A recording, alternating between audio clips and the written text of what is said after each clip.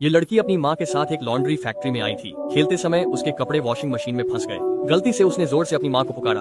उसकी माँ उसकी ओर दौड़ी, लेकिन उसी समय लड़की ने लीवर खींच लिया जो गर्म पानी से भरा हुआ था। यह देखकर माँ गर्म पानी के टैंक में गिर गई। सारा उबला हुआ पानी उस पर गिर गया। पानी इतना गर्म था कि उसे बाहर आने का मौका नहीं मिला। लड़की यह सब होते हुए देख रही थी। वहाँ काम करने वाली महिलाओं ने उसे बचाने के लिए हाथ बढ़ाया, लेकिन पानी इतना गर्म था कि कोई उसे छू भी नहीं सका। उसकी माँ दर्द से तड़प रही थी और बेचारी लड़की के सामने बुरी तरह जल गई। जब उसके पिता को यह खबर मिली तो वह फैक्ट्री की ओर दौड़े। उन्होंने देखा कि उसकी माँ बुरी तरह जल गई थी। फिर गुस्से में उन्होंने अपनी बेटी को खींचा और उसे जोर से थप्पड़ मारा। गुस्से में पिता ने लड़की को सजा देने के लिए तहखाने में बंद कर दिया। लड़की अपनी माँ को याद करके कांप रही थी। उसे अपनी माँ की चीखें अपने कानों में सुनाई दे रही थी। उसी समय उसका दोस्त डेविड वहाँ पहुँचा। लड़की पागल की तरह दौड़कर आई और उसका चेहरा छूने लगी। डेविड ने सोचा कि वह पागल हो गई है और वह वहाँ से चला गया। लड़की ने दरवाजा खोलने की कोशिश की, लेकिन वह कसकर बंद था। पिता ने उसे 3 दिनों तक तहखाने में बंद रखा। बेचारी माँ गुस्से में मर गई। पिता ने फैक्ट्री में आग लगा दी। फिर अपनी पत्नी के दुख को भूलने के लिए वह यूरोप जाने लगे। 3 दिन बाद लड़की को बाहर निकाला गया। उसने देखा कि उसके पिता 3 दिनों में जा रहे थे। पिता ने उससे एक बार भी बात नहीं की थी।